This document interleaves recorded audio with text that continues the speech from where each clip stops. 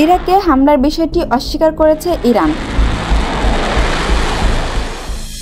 ইরাকের কুর্দিস্তানে Islamic Revolutionary Guard Corps IRGC এর হামলার খবর প্রত্যাখ্যান করেছে ইরান।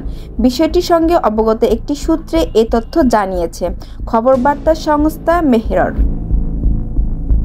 এর আগে শনিবার 29 নভেম্বর রাতে কিছু সংবাদ মাধ্যম ও সামাজিক যোগাযোগ মাধ্যম ব্যবহারকারী দাবি করেছিলেন পশ্চিম ইরানে এবং ইরাকের কুর্দিস্তান অঞ্চলের ভেতরে অবস্থিত বিচ্ছিন্নতাবাদী গোষ্ঠীগুলোর বিরুদ্ধে IRGC ক্ষেপণাস্ত্র হামলা চালিয়েছে।